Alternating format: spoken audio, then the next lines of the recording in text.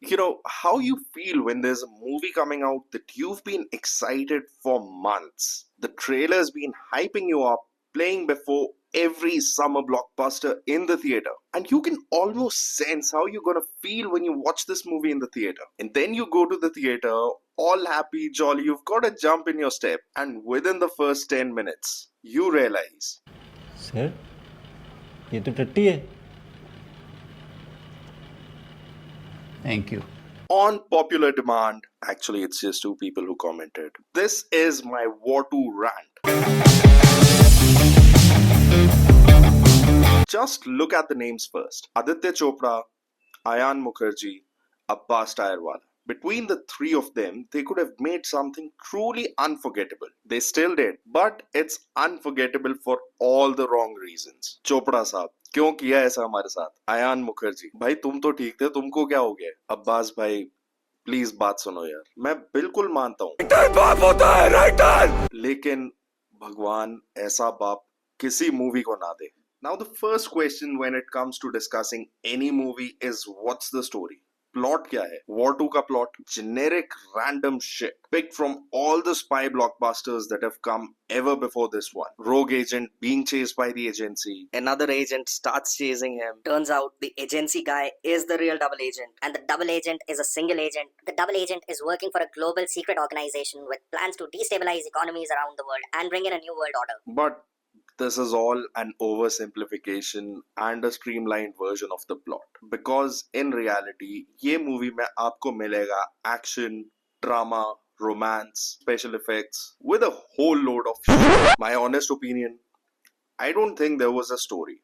I don't think there was any script or even a vision to begin with. After this movie, I actually think YRF has no idea what it's doing with its spy universe. Because this movie feels nothing more than a really lame gimmick. And just think about it. How did we get from a realistic spy thriller like Ek Tha Tiger to this bowl of shit? Makes no sense. Now let's talk about all the shit, because this movie is loaded with it. A whole lot of inaccuracies, plot holes, and creative choices that should all be declared as crimes against humanity.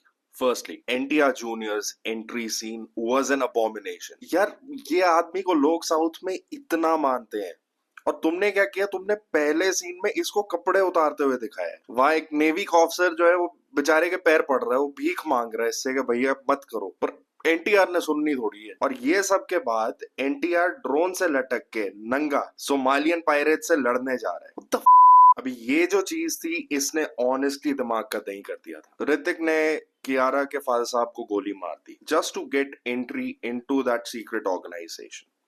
That's fine. Then for the remainder of the movie, Kiara is hunting down Hrithik, and that's also fair.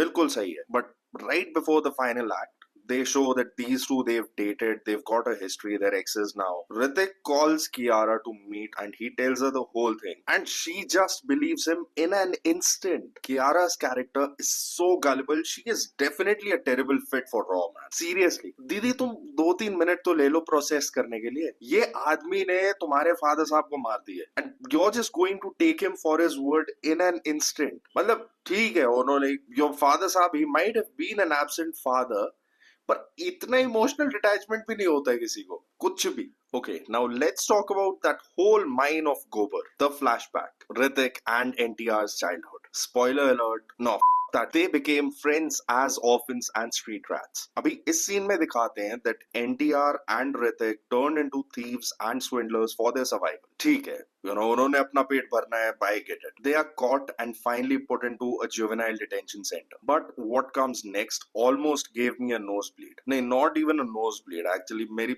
आंखों में से पानी निकलना शुरू हो गया था. In the next scene, Ashutosh Rana comes in his full Fauji uniform, in a gypsy, पूरा तामझाम लेकर, to set up a camp in that juvenile detention center. And not like for a charity drive या बच्चों को motivation speech देने के लिए, none of that. What they've shown, और मैं ये चीज बना नहीं रहा हूँ, फौज ये जुवेनाइल डिटेंशन सेंटर के अंदर पूरा रोडीज चला रहा है. उधर बच्चे ऑब्स्टिकल कोर्स कर रहे हैं, इनके इंटरव्यू हो रहे हैं, ग्रुप डिस्कशन हो रही है, सब.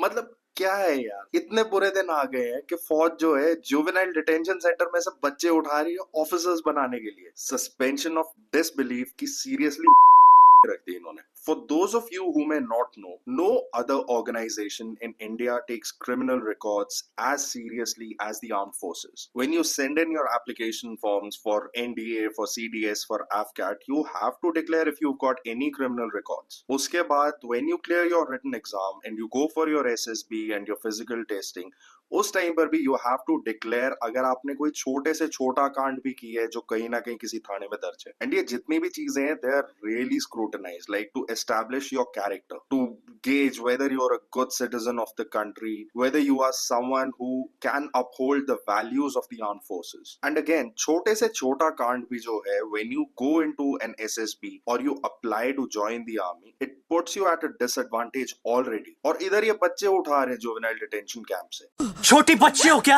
हद होती है मतलब. And remember how I said कि वो पूरा जो flashback है वो अभी ये एक और पीस है जो उसी फ्लैशबैक में से निकलता है और पूरी मूवी को वहां से और घटिया कर देता है. लॉन्ग स्टोरी शॉर्ट, अभी वो जुवेनाइल डिटेंशन सेंटर में जो रोडीज चल रहा था, ऋतिक और एक और लड़का उधर, they are selected, they are shortlisted और एनटीआर रह जाता है. After that he has a falling out with Hrithik और ये बच्चा इतना एफर्टलेसली उस डिटेंशन सेंटर की दीवार फांद के दूसरी तरफ जाके और डायलॉग बाजी कर रहा है. और सच्ची बताओ यार, ये मतलब ये जेल है कि कंपनी बाग है कि जिसका जब मन करे अंदर बाहर हो सकता है. अभी वही दीवार फांद के एनटीआर जो है वो ऋतिक को डायलॉग बाजी कर रहा है कि गई अपॉर्चुनिटी, तो भाई तुम मेरे साथ आ जा, अपन बाहर जाएंगे, चोरी चकारी करेंगे, चक्कू चलाएंगे, डॉन बनेंगे. नाउ ऋतिक्स कैरेक्टर कबीर, वो बंदा सीधा सीधा मना कर देता है that I have a chance at a better life, I am not going to give that up. और एग्जैक्टली इस पॉइंट पर एनटीआर का जो कैरेक्टर है वो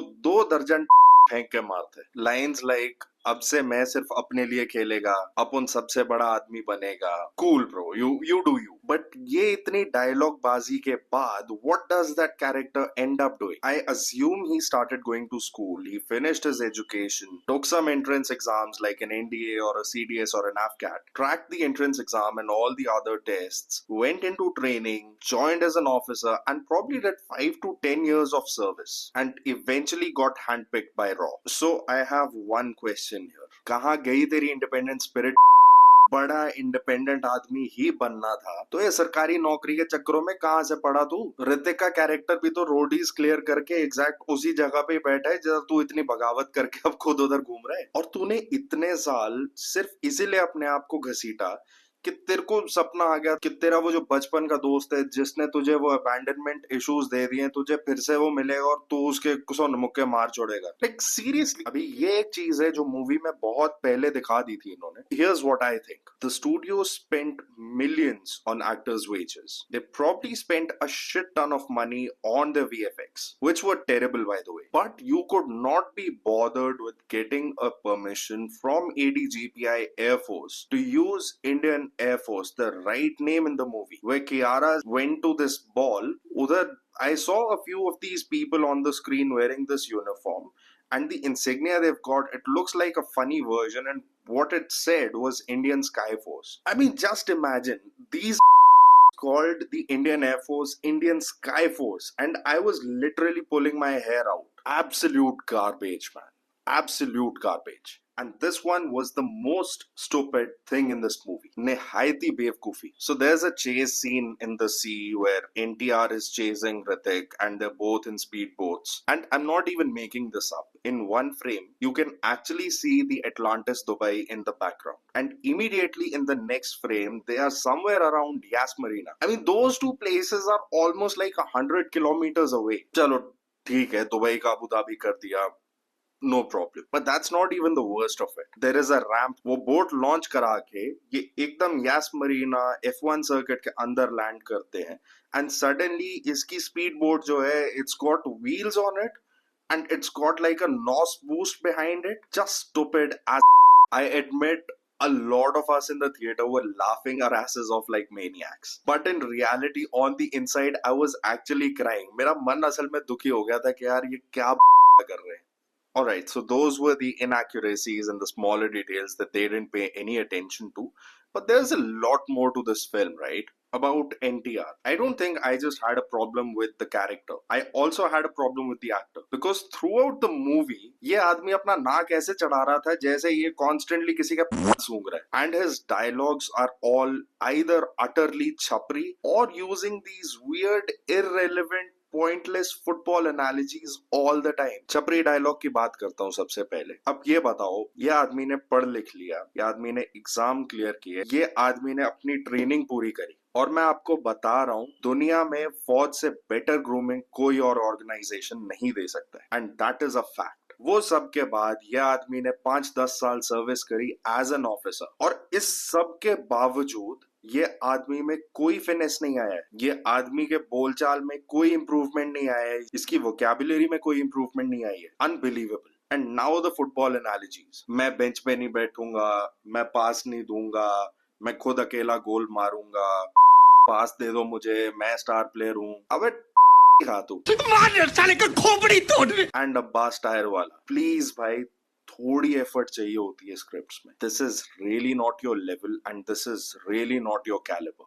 और विलन्स भी थे इस मूवी में. It wasn't just a bad script and poor visual effects, but villain से ज्यादा ये एक्चुअली गेम बॉसेस थे. You had 3 villains in the movie coming one after the other. The first villain that we got was named Gautam Gulati. मुझे heart हो रहा है big boss मुझे heart हो रहा है मुझे हार्ट हो रहा है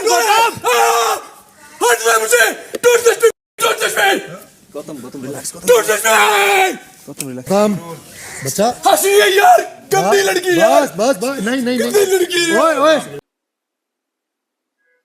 पहले तो गुलाटी नाम के विलन होने ही नहीं चाहिए.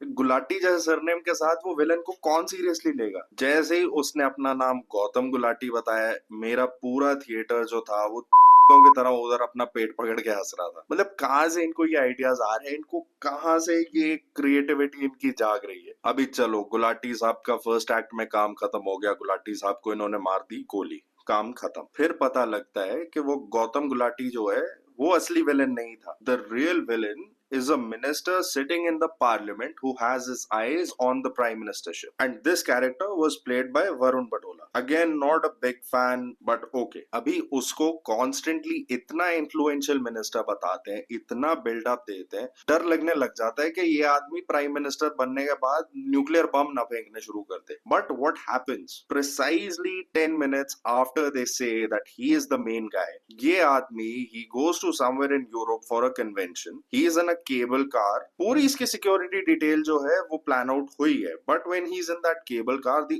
Only guy with him is NTR. अभी तुमने इतना खतरनाक विलन बनाया है तो he should be invincible. It shouldn't be easy to get to him at all. एक sniper headshot and he drops dead. Like हंसाना ही था तो रुलाया क्यों.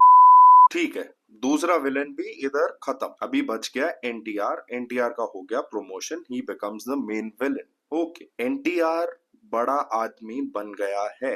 Okay, but this dudes only real motivation in the entire movie इसके मेरे को ऋतिक के साथ कुसोन्मुखी होना है, बस. That is it. और ये आदमी has been put in place to establish a new world order.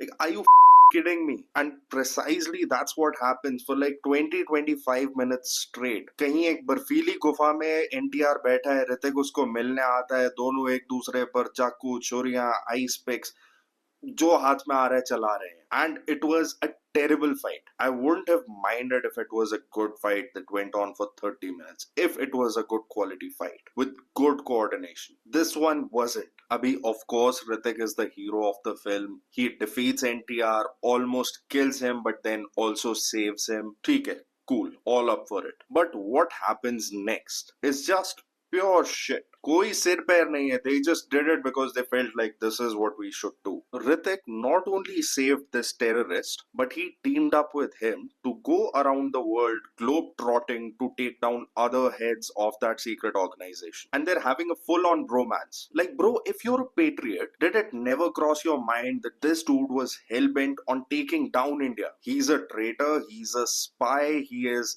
a conspirator in that whole thing, and you just forgot about it and you taking him with you to missions. Seriously, what?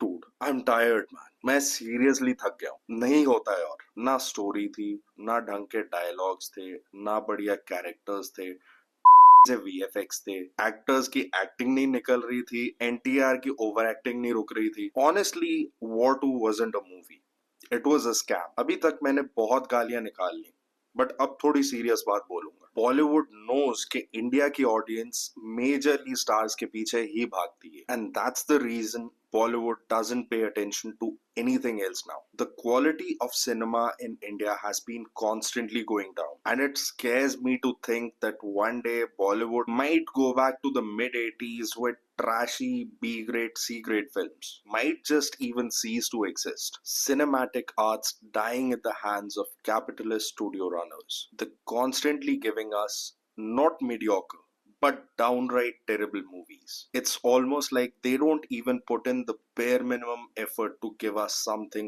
passable, let alone something intriguing and truly original. The bars really dropped that low today. Had this movie been made by a bunch of amateurs, whether that's your new actors, filmmakers, studios, whatever, I would have let this slip. But YRF is the largest production house in India today, and it is the largest distributor of films in India. And they have no excuse to be stooping this low. The YRF name carries value. It carries weight. So I humbly request you, YRF, please don't let movies like this bring your brand name down. If you need some help, maybe hit me up with like a 50k deposit and a 3-month lead time, and I could come up with some brilliant story concepts and a script for you. But don't do this. Don't stoop this low, man. And that was my rant, guys. If you've watched War 2, I'd love to know your thoughts in the comments below. A big shout out to my schoolmate Kamal and my friend from Patiala, Mantek, for actually putting their hands up and pushing me to publish this rant. And if any of you have any new ideas that you'd like me to play around with, please drop them in the comments, or you can also publish them in the community section on my channel. Until next time, this is the Millennial Bard signing off. छोटी बच्ची हो क्या?